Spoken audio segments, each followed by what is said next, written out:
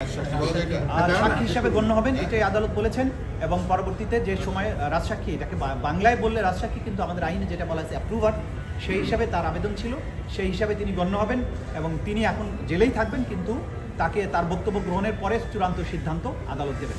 নিরাপত্তার বিষয়ে কি বলেছেন? হ্যাঁ, নিরাপত্তা, যেহেতু তিনি অ্যাপ্রুভার হতে চেয়েছেন সে কারণে তার নিরাপত্তার সংকট হতে পারে, এই আশঙ্কায় তার পক্ষ থেকে তার আইনজীবী আবেদন জানিয়েছেন তাকে যাতে যথাযথ নিরাপত্তা দেওয়া হয়, সেই নিরাপত্তার ব্যাপারে আদালত যথাযথ আদেশ দেবেন বলে জানিয়েছে। তিনি যে রাজসাক্ষী হলেন, তিনি কি এখন অব্যাহতির ব্যাপারে কোনো সুবিধা পাবেন এই মামলা থেকে? এটা আদালত নির্ধারণ করবেন। তিনি, আমাদের আইনে বলা হয়েছে যে তিনি যখন তার সাক্ষ্যের মাধ্যমে ট্রু এবং ফুল ডিসক্লোজার, তার বক্তব্যের মাধ্যমে যদি ট্রু এবং ফুল ডিসক্লোজার হয়, তখন এটা আদালতের ডিসক্রিপশন অনুযায়ী আদালত তাকে ক্ষমা করতে পারেন বা অন্য কোনো আদেশ দিতে পারেন। এটা কমপ্লিটলি আদালতের এখতিয়ার।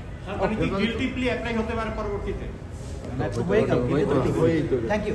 আপনি আদেশটি বলেননি আমাদের, শুধু এই তো চার্জ গঠন হয়েছে। চার্জ গঠনের পরে আগামী 3রা আগস্ট ওপেনিং স্টেটমেন্টের জন্য এবং 4ঠা আগস্ট প্রথম সাক্ষ্য গ্রহণের জন্য দিন ধার্য করা হয়েছে।